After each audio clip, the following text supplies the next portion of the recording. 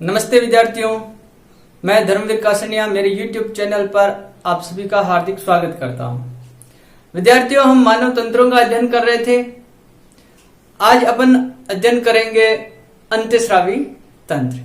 देखिए, मानव में जो अंतःस्रावी तंत्र होता है या जंतुओं में जो अंतःस्रावी तंत्र होता है वो क्या होता है। हमने तंत्रिका तंत्र का अध्ययन किया था और आपको यह बताया था कि तंत्रिका तंत्र हमारे शरीर की जो उद्दीपन वाली क्रियाएं होती है उन पर नियंत्रण करता है। मस्तिष्क तक संदेशों को ले जाने का कार्य हमारा तंत्रिका तंत्र करता है। जहां तंत्रिका तंत्र कार्य नहीं कर पाता वहां एक अंतःस्रावी तंत्र होता है, वो कार्य करता है। यह अंतःस्रावी तंत्र हमारे शरीर में विभिन्न प्रकार की ग्रंथियों से मिलकर बना होता है। विभिन्न प्रकार की ग्रंथियां जो एक समूह बनाती है, ये ग्रंथियां जो समूह बनाती है, उन ग्रंथियों के समूह को अंतःस्रावी तंत्र कहते हैं। ये हमारे शरीर के विभिन्न भागों में पाई जाती है, अलग अलग भागों में पाई जाती है और इन ग्रंथियों के द्वारा एक विशेष प्रकार का रासायनिक पदार्थ स्रावित किया जाता है। ये रासायनिक पदार्थ जिसे हार्मोन कहा जाता है। क्या कहा जाता है? हार्मोन। यह हार्मोन एक रासायनिक पदार्थ होता है जो ग्रंथियों द्वारा स्रावित होता है। ग्रंथियों द्वारा स्रावित होता है और हमारे शरीर की जो जैविक क्रियाएं होती है उनको नियंत्रित करते हैं। ये हार्मोन क्या करते हैं? हमारे शरीर की जो जैविक क्रियाएं होती है उन जैविक क्रियाओं को नियंत्रित करते हैं। ठीक है। अंतःस्रावी जो ग्रंथियां हैं इनको नलिका विहीन ग्रंथियां भी कहते हैं। नलिका विहीन ग्रंथियां। इनको नलिका विहीन ग्रंथियां क्यों कहा जाता है? क्योंकि ये जो हार्मोन स्रावित करती है, यह हार्मोन किसी नलिकाओं में प्रवाहित नहीं करके सीधे रक्त में छोड़ती है ना। अपने स्राव, जिसे आप हार्मोन कहते हो, हार्मोन इनको क्या करती है? सीधे रक्त में छोड़ती है। सीधे रक्त में छोड़ती है, न कि किन्हीं नलिकाओं में। इस कारण इन ग्रंथियों को क्या कहते हैं? नलिका विहीन ग्रंथियां कहते हैं। तो ये अंतःस्रावी ग्रंथियां हैं जो हार्मोन स्रावित करती है और ये हार्मोन सीधे रक्त में छोड़े जाते हैं। इसके कारण इनको नलिका विहीन ग्रंथियां कहा जाता है। देखिए, अब जो ये हार्मोन होते हैं ये हमारे शरीर की जो जैविक क्रियाओं को नियंत्रित करने का काम करते हैं। अर्थात जो हमारे शरीर के जो अंग होते हैं और हमारा जो तंत्रिका तंत्र होता है, इन शरीर के अंगों और तंत्रिका तंत्र के बीच समन्वय स्थापित करने का कार्य कौन करता है? हार्मोन करते हैं। अंतःस्रावी ग्रंथियों के द्वारा स्रावित रासायनिक पदार्थ जो होते हैं वो हमारे शरीर के अंगों और तंत्रिका तंत्र के बीच समन्वय करने का कार्य करता है। आगे हम देखते हैं ग्रंथियां कौन कौन सी है। ये ग्रंथियां कौन कौन सी है? देखिए, हमारे शरीर में पाए जाने वाली सर्वप्रथम ग्रंथि है, हम अगर मस्तिष्क से शुरू करें और हमारे शरीर के निचले भागों तक जाएं तो मस्तिष्क में सबसे पहले अपनी ग्रंथि आती है पीयूष ग्रंथि।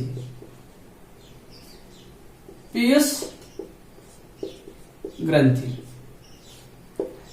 ये जो पीयूष ग्रंथि है, ये पीयूष ग्रंथि हमारे शरीर के मस्तिष्क भाग में पाई जाती है। देखो, इससे पहले एक ग्रंथि और आती है, इसको 2 नंबर पर लेते हैं, वो है हाइपोथैलेमस ग्रंथि। हाइपोथैलेमस, इसको हेडमास्टर ग्रंथि कहा जाता है। पीयूष ग्रंथि को मास्टर ग्रंथि कहा जाता है। नंबर 3, अगर हम पीयूष ग्रंथि से नीचे आए तो हमारे मस्तिष्क में एक पाई जाती है पीनियल ग्रंथि। पीनियल ग्रंथि। फिर मस्तिष्क में इन ग्रंथियों के बाद हम नीचे आते हैं तो हमारे गले में पाई जाती है एक थायराइड ग्रंथि। थायराइड ग्रंथि। गले के पास में पाई जाती है, थायराइड ग्रंथि के पास में पैराथायराइड ग्रंथि, पैराथायराइड ग्रंथि। फिर आती है आपके वक्ष भाग में हृदय के पास एक ग्रंथि होती है, छोटी ग्रंथि होती है, थाइमस ग्रंथि, थाइमस ग्रंथि। इसके बाद देखिए थाइमस ग्रंथि के बाद हमारे शरीर में एक ग्रंथि और आती है। थाइमस के आगे जाए तो एक एड्रिनल ग्रंथि आती है, एड्रिनल, जिसे आप अधिवृक्क ग्रंथि कहते हैं, अधिवृक्क ग्रंथि। ये आपको बताया था उत्सर्जन तंत्र में किडनियों के ऊपर पाई जाती है। आगे देखें, इसके बाद ग्रंथि आती है एड्रिनल ग्रंथि के बाद देखिए अपने एक पाचन तंत्र में हमने पढ़ा था कि अग्नाशय ग्रंथि होती है, जिसको हमने मिश्रित ग्रंथि कहा था, अग्नाशय ग्रंथि। यह अंत्यस्रावी ग्रंथि भी होती है, क्योंकि यह हार्मोन स्रावित करती है और पाचक रस भी स्रावित करती है, इस कारण ये पाचक ग्रंथि भी है। अब देखिए हार्मोन कौन सा स्रावित करती है, वो इसके बारे में अध्ययन करेंगे, बताएंगे। ये इंसुलिन हार्मोन और ग्लूकागोन हार्मोन का निर्माण करती है, स्राव करती है।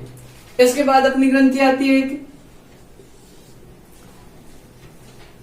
जो जनन ग्रंथि के रूप में होती है। वो ग्रंथि होती है मानव में वृषण, अध्ययन किया था हमने। मादा में जनन ग्रंथि होती है अंडाशय। ये हमारे शरीर में अंत्यस्रावी ग्रंथियां होती है और इन अंत्यस्रावी ग्रंथियों के द्वारा विभिन्न प्रकार के हार्मोन स्रावित किए जाते हैं और ये हमारे शरीर की जैविक क्रियाओं को नियंत्रित भी करती है। ठीक है, इनके स्राव जो होते हैं हार्मोन, ये हमारे शरीर के अंगों और तंत्रिका तंत्र के बीच जो संवाहक के रूप में या वाहक के रूप में कार्य करते हैं और शरीर की जो क्रियाएं होती है उनका नियंत्रण किया जाता है। ठीक है, ये अंत्यस्रावी ग्रंथियां होती है। सबसे पहले हम अध्ययन करेंगे अब अपने हाइपोथैलेमस और पीयूष ग्रंथि का। दोस्तों इससे पहले देखते हैं कि जो हार्मोन्स होते हैं इनकी प्रकृति क्या होती है। देखो जो हार्मोन है इनकी प्रकृति क्या होती है, ये किसके बने होते हैं। जो हार्मोन्स होते हैं ये अमीनो अम्ल, कार्बोहाइड्रेट, प्रोटीन और वसा, स्टेरॉइड आदि के बने होते हैं। किस किस के, अमीनो अम्ल,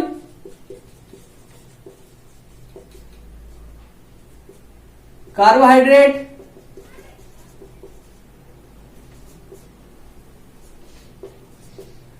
अमीनो अम्ल, कार्बोहाइड्रेट, प्रोटीन, वसा, प्रोटीन,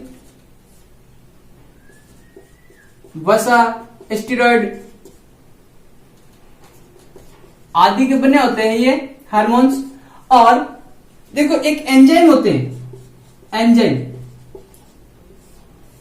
जैसे अपनी जो अग्नाशय ग्रंथि है मिश्रित ग्रंथि है।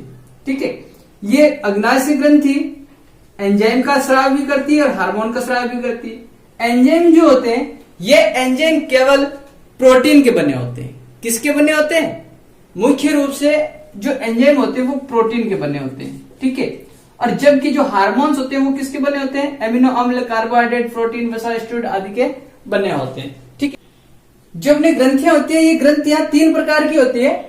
नंबर 1 होती है अंत्यस्रावी, नंबर 2 होती है बहिस्रावी और नंबर 3 होती है मिश्रित ग्रंथियां।